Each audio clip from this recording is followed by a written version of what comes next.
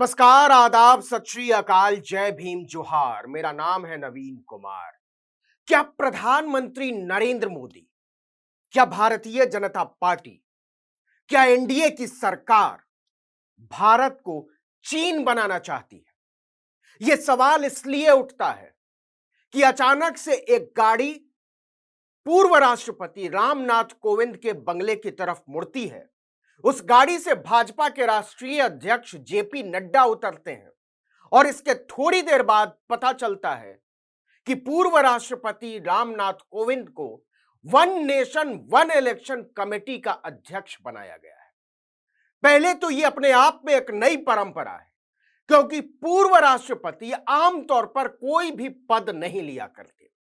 माना जाता है कि भारत राष्ट्र, भारत के लोकतंत्र का पूरी दुनिया में प्रतिनिधित्व करने के बाद उससे बड़ा उसके सामने कोई पद बच नहीं जाता। उसके सामने सारे पद इतने छोटे हैं कि किसी भी पूर्व राष्ट्रपति के लिए यह अच्छा नहीं माना जाता। तो यह परंपरा टूटी है। एक कमेटी का अध्यक्ष बनाया है सरकार ने और रामनाथ कोविंद ने मंजूर भी किया है। लेकिन यहीं से हंगामा खड़ा हुआ कि क्या नरेंद्र मोदी भारत को चीन बनाना चाहते हैं, जहां चुनाव का कोई मतलब ना हो, जहां लोकतंत्र का कोई मतलब ना हो, जहां लोगों की आकांक्षाओं का कोई मतलब ना हो, जहां छोटे छोटे दलों का और छोटे छोटे दलों के बड़े बड़े नेताओं का कोई मतलब ना हो। ये सारे सवाल इस ऐलान के बाद से हवा में उड़ने लगे हैं। क्योंकि देखिए कि यह कोई नई बात नहीं है। जब प्रधानमंत्री नरेंद्र मोदी ने या भारतीय जनता पार्टी ने वन नेशन वन इलेक्शन की बात 2014 में जब वो चुनकर आए थे, तभी उन्होंने शिगूफा छोड़ा था कि भारत को अब वन नेशन वन इलेक्शन के बारे में सोचना शुरू कर देना चाहिए। मतलब सब कुछ वन वन वन, मतलब ये अपने आप में भारत की विविधता, वो चाहे राजनीतिक विविधता हो, चाहे सामाजिक विविधता हो, चाहे भाषाई विविधता हो, चाहे लोकतांत्रिक विविधता हो, चाहे परंपराओं की विविधता हो, इन सब के खिलाफ जाता है। संविधान के तो खिलाफ फिलहाल है ही। क्या प्रधानमंत्री नरेंद्र मोदी भारत को चीन बनाना चाहते हैं? यह सवाल इसलिए उठता है कि चीन में ऐसा ही होता है। कहने को चीन में भी चुनाव होते हैं, कहने को चीन में भी लोकतंत्र है साहब, कहने को चीन में भी वोटर लिस्ट है, लोग वोट देते हैं। लेकिन क्या आप चीनी कम्युनिस्ट पार्टी के अलावा किसी पार्टी को जानते हैं? क्या आप जानते हैं कि वहां के किसी भी आदमी ने वोटिंग राइट्स को लेकर कोई क्लेम किया, कोई दावा ठोका है? नहीं, क्योंकि वहां एक ही चेहरा चलता है। यह जो वन वन वन वाला फॉर्मूला नरेंद्र मोदी बार बार उछालते रहते हैं ना, वो चीन से उधार लिया हुआ है। One nation one election, one party one leader, इस तरीके से वन लैंग्वेज की भी बात उठती रहती है बीच बीच में। हिंदी को प्रमुखता देने की बात उठती रहती है, राष्ट्रीय भाषा बनाने की मांग उठती रहती है। लेकिन फिलहाल हम राजनीति पर रहते हैं, क्योंकि भारत एक ऐसे मॉडल की तरफ बढ़ता हुआ नजर आ रहा है जो वाकई यहां की विविधता के लिए बहुत ज्यादा मुश्किल भरा होगा। और अगर एक लाइन में कहें तो भारत, जो कि एक संघीय गणराज्य है, ढेर सारे राज्यों का समूह है, वो एक संघीय तानाशाही की तरफ बढ़ने की ओर है। और नरेंद्र मोदी क्या अपने नेतृत्व में भारत को संघीय तानाशाही की तरफ लेकर बढ़ना चाहते हैं? Autocratic behaviour, autocratic democratic behaviour, इसमें लोकतंत्र भी है, लेकिन है केंद्रित लोकतंत्र, व्यक्ति केंद्रित। और कुछ दिनों के बाद आप लिख लीजिए इस बात को कि वन पार्टी की भी बात होगी, कि जब सारे लोग चुनाव लड़ना चाहते हैं तो क्यों न एक पार्टी के तहत चुनाव लड़े, जैसा कि चीन में होता है, और उसी के तहत दावेदारी करें। यह सवाल इसलिए उठा है कि इसकी जरूरत क्यों पड़ी है। अचानक से देखिए कि 18 तारीख से 22 तारीख तक एक विशेष सत्र बुलाया जा रहा है, 5 दिनों का। एक दिन पहले ऐलान होता है और उसके अगले दिन एक कमेटी बनाई जाती है, one nation one election committee उसको कहा जाता है। तो जो हम कह रहे थे संघीय तानाशाही, इसका अंजाम क्या होगा, जरा इसके बारे में विचार कीजिए, जरा इसके बारे में सोचिए कि यह रास्ता किस तरफ जा रहा है। यह सोच भारत के बहुजनों के खिलाफ है, यह सोच भारत की बहुसंख्य आबादी के खिलाफ है। एक नेता जो दिल्ली की सत्ता पर बैठेगा, वही पूरे 5 साल तक भारत और बाकी राज्यों का सबसे बड़ा मुखिया बना रहेगा। यह मजबूरी की तरह होगा, क्योंकि अलग तरह का चुनाव ढांचा है भारत में, और संविधान में इसका बहुत विस्तार से जिक्र किया गया है। राज्यों को विधानसभाएं चुनने का अधिकार है, लोकसभा के चुनाव अलग से होते हैं। ये कोई पहली दफा विचार नहीं आया, पहले विचार आते रहे, लेकिन देखिए कि 1952 में पहली दफा भारत में चुनाव हुए थे। पहली दफा 47 में जो सरकार बनी थी 15 अगस्त 1947 को, वो चुनी हुई सरकार नहीं थी। उसके बाद पहली दफा बहुत व्यापक तैयारी के बाद 1952 में चुनाव हुए, तब लोकसभा और विधानसभा के चुनाव एक साथ हुए थे। इसके 5 साल बाद 1967 के चुनाव भी एक साथ हुए थे, वन नेशन वन इलेक्शन था। 1957 का माफ कीजिएगा। उसके बाद 1962 के चुनाव भी एक साथ हुए, और उसके बाद 1967 के चुनाव भी एक साथ हुए। मतलब 52, 57, 62 और 67 एक साथ हुए विधानसभाओं और लोकसभा के चुनाव। लेकिन 1969 में कई विधानसभाएं भंग कर दी गई, और इसके बाद राज्यों के जो चुनाव एक साथ होते थे लोकसभा के, यह परंपरा टूटी।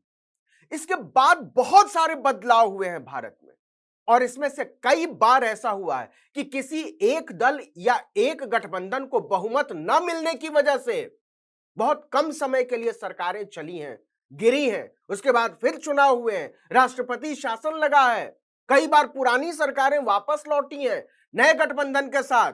ये सारे प्रयोग हुए। तो क्या अगर आप कल्पना कर सकते हैं कि भारत में, मतलब लोकसभा में, या कहें केंद्र सरकार जो है वो पूर्ण बहुमत की सरकार हो, और किसी गठबंधन की सरकार हो किसी दूसरे राज्य में या कहें राज्यों में, उसके बाद उस गठबंधन के लोग टूट जाए। आप महाराष्ट्र में देख रहे हैं, खुद भारतीय जनता पार्टी कर चुकी है, मध्य प्रदेश में कर चुकी है, आप बहुत सारे राज्यों में देख चुके हैं, गोवा में हो चुका है।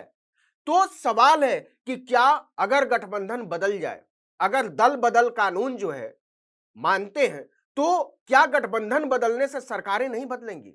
या क्या उस चुनाव के बाद 5 साल तक मजबूरी होगी कि उसी गठबंधन को या उन्हीं पार्टियों को जो चुनाव जीत कर आए हैं अदल बदल करके या उसी तरीके से या किसी तरीके से सरकार को चलाना होगा? यह साजिश है पिछड़ों के खिलाफ, यह साजिश है दलितों के खिलाफ, यह साजिश है आदिवासियों के खिलाफ, यह साजिश है अल्पसंख्यकों के खिलाफ, यह साजिश है भाषाई अल्पसंख्यकों के खिलाफ। क्योंकि आप जरा इसके पूरे टेम्परामेंट, पूरे तेवर को समझने की कोशिश करिए कि क्यों मैं कह रहा हूं कि संघीय तानाशाही की तरफ ले जाने की कोशिश है। यह छोटे छोटे दलों को खत्म करने की चाल है। जरा सोच कर देखिए कि एक प्रचंड मजबूत सरकार केंद्र में बैठी हो और उसकी प्रभुसत्ता हो सारे राज्यों पर, तो क्या होगा लालू यादव जैसे नेताओं का, क्या होगा नीतीश कुमार जैसे नेताओं का? चिराग पासवान बहुत उछल रहे हैं। चिराग पासवान ने कहा मैं समर्थन करता हूं। चिराग पासवान नहीं जानते कि जिस दिन वन नेशन वन इलेक्शन लागू हो गया, चिराग पासवान जैसे लोग हवा में उड़ जाएंगे। छोटी पार्टियां जो छोटी छोटी जातियों का, छोटे छोटे समूहों का, समुदायों का प्रतिनिधित्व करते हैं और बड़े नेता उनसे निकलते हैं, वो सारे के सारे खत्म हो जाएंगे, या उनको एक ताकतवर नेता का नेतृत्व किसी भी सूरत में स्वीकार करना होगा। क्या होगा एकनाथ शिंदे का, क्या होगा लालू यादव का, क्या होगा नीतीश कुमार का, क्या होगा मायावती का, क्या होगा स्टालिन का, क्या होगा मुकेश सहनी का, छोड़ दीजिए ओम प्रकाश राजभर का क्या होगा, ये बहुत बड़े उपेंद्र कुशवाहा का क्या होगा, अजीत पवार का क्या होगा, शरद पवार का क्या होगा, उद्धव ठाकरे का क्या होगा? ये इधर उधर की बात करने का वक्त नहीं है। ये पूरे तरीके से ये जो संघीय ढांचा है उसके साथ खिलवाड़ का मामला है, और उसका फॉर्मूला तलाशा जा रहा है। ये सारे जो नेता हैं जो पिछड़ी जातियों का प्रतिनिधित्व करते हैं, जो आदिवासी जातियों का नेतृत्व करते हैं, जो दलितों का नेतृत्व करते हैं, इन सारी पार्टियों को और इन पार्टियों के सारे नेताओं को और इन पार्टियों के बड़े नेताओं को, अखिलेश यादव, मुलायम सिंह यादव हुए हैं, ये सब क्षत्रप थे, भारत के बहुत बड़े नेता बने, छोटे समुदायों का प्रतिनिधित्व करके, पिछड़ों को आगे ले आकर, दलितों को आगे ले कांशीराम हुए हैं इस देश में।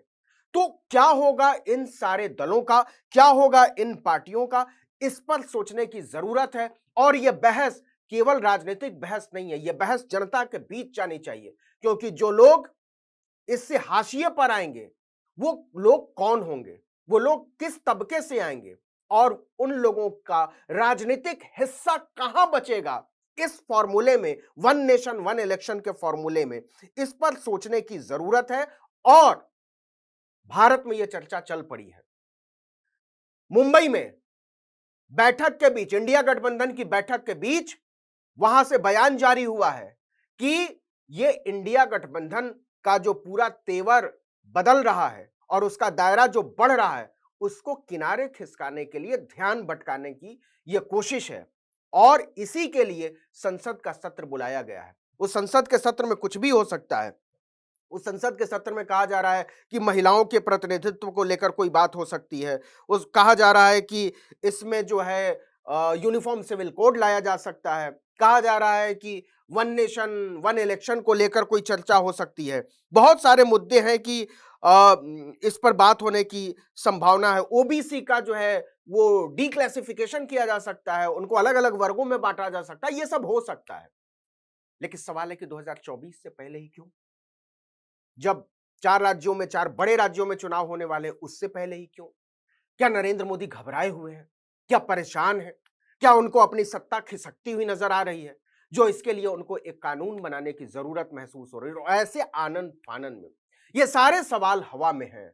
और जो इस सवाल की जो बारीक लाइन है वो ये कि क्या भारत को प्रधानमंत्री नरेंद्र मोदी संघीय तानाशाही की तरफ ले जाना चाहते हैं, या प्रधानमंत्री नरेंद्र मोदी भारत को चीन बनाना चाहते हैं, जहां न चुनाव का कोई मतलब हो, न लोकतंत्र का कोई मतलब हो। कहने को सब हो, चीन एक लोकतांत्रिक देश है, वहां राष्ट्रपति चुने जाते हैं, लेकिन कौन चुनता है, कैसे चुनता है, कहां से आते हैं, कोई नहीं जानता। वहां लोकतंत्र है भी या नहीं, यह भी अपने आप में एक बहस है। तो सोचिएगा, अगर ऐसा हुआ तो आपका क्या होगा?